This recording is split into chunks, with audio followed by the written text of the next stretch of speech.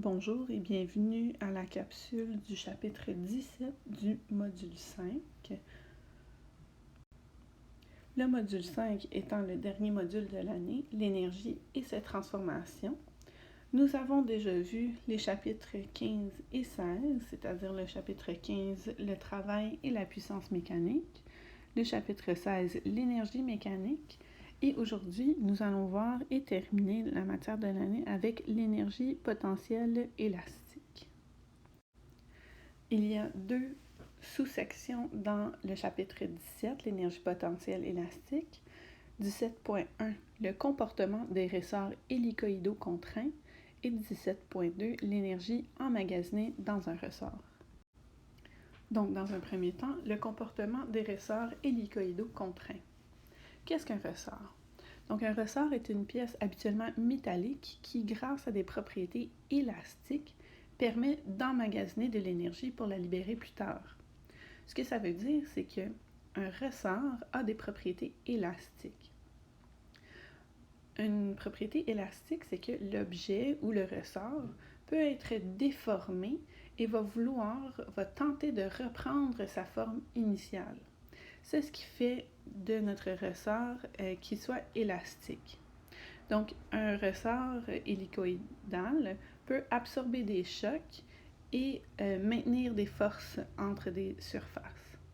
Donc, en d'autres termes, un ressort va être déformé, va absorber cette déformation, mais va vouloir reprendre sa forme initiale. Et c'est cette capacité ou cette élasticité de reprendre sa forme initiale qui confère des propriétés de force et d'énergie potentielle. Donc, un ressort hélicoïdal, c'est bel et bien un ressort qui a une forme d'hélice. On peut distinguer trois types de ressorts hélicoïdaux qui se différencient par leur mode de fonctionnement. Le ressort de compression, le ressort de tension et le ressort de torsion. Le ressort de compression, comme on le dit, va pouvoir être comprimé et va vouloir reprendre sa forme plus grande initiale. À l'inverse, un ressort de tension, on va tirer sur le ressort de tension, il va s'étirer et il va vouloir reprendre sa forme initiale, c'est-à-dire revenir à une forme plus petite. Le ressort de tension, maintenant, il y a des forces qui ne sont pas dans la même nécessairement direction. Le ressort de torsion, l'exemple le plus simple que je peux donner, c'est un ressort qui est à l'intérieur d'une pince habituellement. Donc, des fois, une pince à cheveux ou une pince à papier, il y a un ressort de torsion, par exemple, à l'intérieur. Le mot torsion voulant dire de twister, excusez l'anglicisme. Donc, plusieurs propriétés physiques des ressorts vont influencer le comportement du ressort. Par exemple, le diamètre du ressort, la longueur du ressort, le nombre de spires, c'est-à-dire le nombre de fois que le ressort va être enroulé, et le type de matériau employé pour fabriquer le ressort. Dans le cours aujourd'hui, dans la capsule aujourd'hui, on ne va pas explorer l'influence de ces différents paramètres, mais sachez qu'ils vont influencer la force et l'énergie potentielle de votre ressort. Maintenant, la force d'un ressort hélicoïdal. Selon la loi de Hooke stipule que la déformation que subit un objet élastique est proportionnelle aux forces appliquées pour le déformer. Mathématiquement, la force de rappel est égale à K, la constante de rappel du ressort, exprimée en newton par mètre, donc ça c'est une propriété du ressort, sa force par exemple, fois delta X, l'allongement du ressort exprimé en mètres. Ce que la force de rappel nous dit, c'est que par exemple, si j'ai un ressort de compression, la force que j'applique pour comprimer mon ressort, c'est la force que va redonner mon ressort en reprenant sa force initiale, sa forme initiale, pardon. Donc la force donnée au ressort, c'est la force qui est rendue par le ressort. De même, si j'ai un ressort de tension, la force que j'ai utilisée pour étirer, pour étendre le ressort, sera la même force que lorsque je relâche mon ressort va reprendre sa forme initiale avec la même force que j'ai appliquée. Donc voici une image d'un exemple d'un ressort de tension. Quand on veut calculer la force de rappel, on peut connaître K, c'est-à-dire la constante de rappel du ressort. C'est une propriété du ressort qui va dépendre des éléments qu'on a déjà vus précédemment, c'est-à-dire le nombre de spires, la longueur, le type de matériau et le diamètre du ressort. Le delta X, c'est-à-dire l'allongement du ressort, c'est la différence entre la forme initiale et la forme déformée du ressort.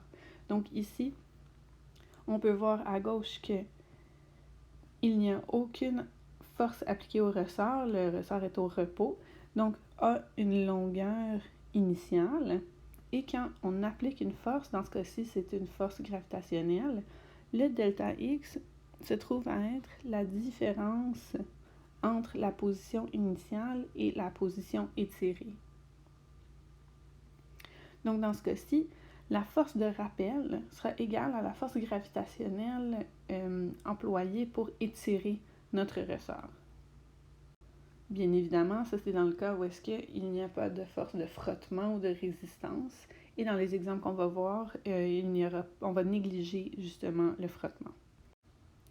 Petit détail ici, dans la formule et dans l'image, on a quand même utilisé le symbole delta X pour déterminer l'allongement, même si on est à la verticale.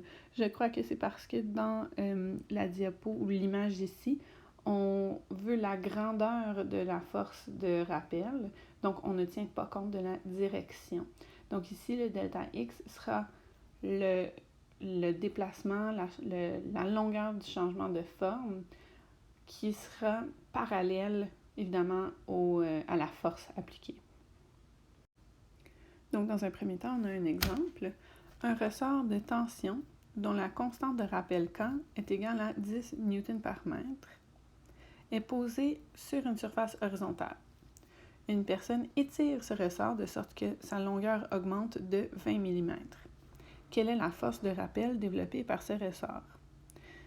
Donc, on a plusieurs informations dans la question. On nous donne dans un premier temps la constante de rappel K qui est égale à 10 Nm. On dit que la personne étire le ressort de sorte que sa longueur augmente de 20 mm. Donc ça, c'est notre delta X. On nous dit directement que le ressort a changé de forme de 20 mm. Peu importe sa longueur initiale, la différence de longueur du ressort est de 20 mm. Et on nous demande la force de rappel. On peut donc faire la liste des données qu'on connaît. La constante de rappel est égale à 10 N par mètre. L'allongement ou l'étirement est égal à 20 mm. Selon la formule, on doit être en mètres, donc je vais diviser par 1000 pour être en mètres, des millimètres, donc des millièmes de mètre, divisé par 1000, pour me donner l'allongement en mètres. Voici. Et on cherche la force de rappel. Je vais donc utiliser la loi de Hooke pour trouver. Donc, je vais l'appliquer directement. La force de rappel est égale à la constante de rappel fois l'allongement. FR est donc égal à 10 Nm fois 2,0 fois 10 à la moins 2 mètres. Et là, on voit ici que les mètres s'annulent. Pour avoir des newtons dans ma réponse finale, c'est ce que je souhaite. Je cherche une force et son unité de mesure, c'est bien évidemment le newton. Donc, 10 fois 2 fois 10 à la moins 2, ça me donne une force de rappel de 0,20 newton. Et donc, c'est une petite force. On voit que ce ressort n'a pas besoin d'une énorme force pour se déformer. Voilà. Maintenant, l'énergie emmagasinée dans un ressort. On parle ici d'une énergie potentielle parce qu'encore une fois, c'est une énergie emmagasinée qui a donc le potentiel, la capacité de causer un changement quelconque. Donc, comme on vient de dire, le fonctionnement d'un ressort, c'est que si je déforme le ressort, j'applique une force. Cette force est emmagasinée sous forme d'énergie et une fois que le ressort est comprimé ou allongé, il va vouloir reprendre une forme initiale. Donc, il a la capacité de causer un mouvement. Pour trouver l'énergie emmagasinée, c'est-à-dire l'énergie potentielle élastique, on a la formule suivante. L'énergie potentielle élastique est égale à 1/2 fois la constante de rappel du ressort fois l'allongement du ressort, delta X, au carré. On se rappelle que l'énergie, son unité de mesure, c'est le joule. La constante de rappel, c'est le newton par mètre. Et l'allongement du ressort est exprimé en mètres. Une autre particularité de cette formule, c'est qu'elle est égale au travail. Donc, la force appliquée sur un ressort est égale au travail de la force appliquée sur le ressort. Si on se souvient de la formule du travail, c'est le travail est égal à la force fois le déplacement. Donc, dans ce cas-ci, c'est une modification de cette formule-là et l'énergie potentielle élastique emmagasinée par un ressort est égale au travail qui sera effectué par ce ressort. Donc, encore une fois, pour se pratiquer à utiliser nos formules, on a un autre exemple. L'exemple suivant, la longueur d'un ressort de compression initialement détendu est réduite de 5 cm lorsqu'on lui applique une force de 20 Newton. Calculer l'énergie potentielle élastique emmagasinée par ce ressort. Donc ici, c'est un ressort de compression. Initialement, il était détendu, c'est-à-dire au repos. On l'a comprimé, c'est-à-dire qu'on a appuyé et sa forme est réduite de 5 cm. Donc, peu importe sa longueur initiale, sa longueur finale est 5 cm plus court puisqu'on a appliqué une force de 20 Newton. Et on veut l'énergie potentielle maintenant qui est emmagasinée par ce ressort. On peut faire la liste des données qu'on connaît de la question. La force appliquée est égale à 20 Newton et la force qui est appliquée ici, ça serait égal à la force de rappel. Donc, c'est la force qu'on a appliquée pour déformer le ressort. C'est donc la même force qui sera rendue par le ressort qui reprend sa forme initiale. On a la déformation qui est égale à 5 cm. On se rappelle que ça doit être en mètres, donc je vais diviser par 100 pour avoir ma longueur en mètres, donc 0,0500 mètres, en centimètres, des centièmes de mètre, donc je vais diviser par 100. Et on recherche l'énergie potentielle élastique. Dans ce cas-ci, on doit passer par la formule de la force de rappel pour trouver l'énergie potentielle élastique. Parce que, quelle est la formule de l'énergie potentielle élastique? On vient de l'avoir, 1/2 fois la constante de rappel fois l'allongement au carré. Je connais ma déformation, mais je ne connais pas la constante de rappel de ce